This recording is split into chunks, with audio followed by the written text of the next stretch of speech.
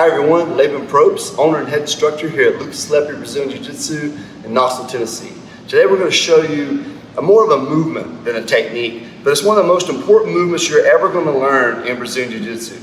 It sets up submissions, it sets up sweeps, it allows you to regain control, during a scramble. So the movement we're going to learn and we're going to work on is the hip escape. Like I said, one of probably the most important movements you will ever learn in Jiu-Jitsu. I'm going to lay on my back. Anatoly's going to get into side control position. This is a good way to start practicing this movement, all right? And when I hip escape, I'm moving my hips.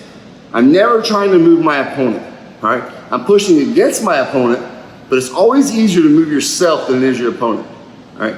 So I'm going to push against Anatoly, but I'm going to move myself.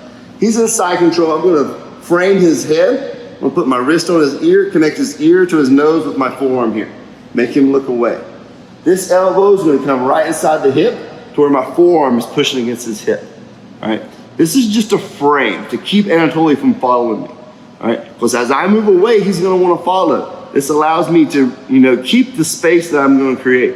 Because I have to create space to get my knees back inside and recover guard, So to hip escape, I frame, I start to point my butt away, and then I scoot my butt away from Anatoly as I'm turning in.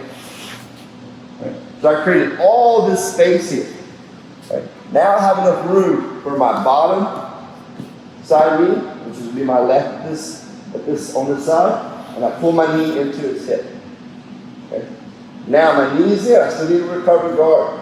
Once my knee's in, I push with my shin.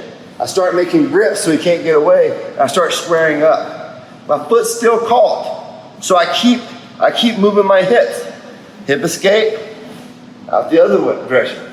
Now I can clear my foot, close my guard, and I have control. Okay. So we're hip escaping to recover guard. The key word, hip. I'm moving my hips. I'm not trying to move Anatoly. I'm moving my hips. Right now, if I turned in, I couldn't get my knee inside. So I'm gonna have to move my hips. I frame the head, frame the hip, frame. I push against Anatoly. I'm not trying to bench press him. I'm just keeping him pushed away as I create space. So I can, keep that space that I'm gonna work hard to create.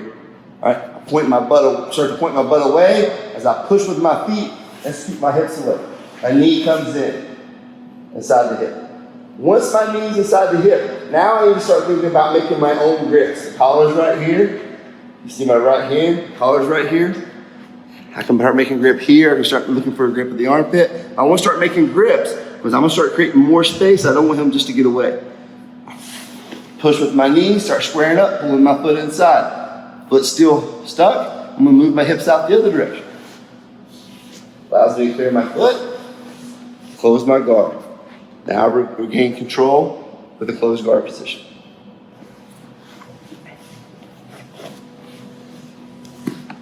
So that's the hip escape to regain control. Another skill that you can do kind of on your own is kind of just lay on your back here, pretend like someone is mounted or beside you, and just practice pushing off your legs and moving your hips. Square back up. Notice, I'm on my shoulder, rolling to my shoulder to my side, moving my hips away. Make sure your hips move from the spot that they started. And that is hip escape.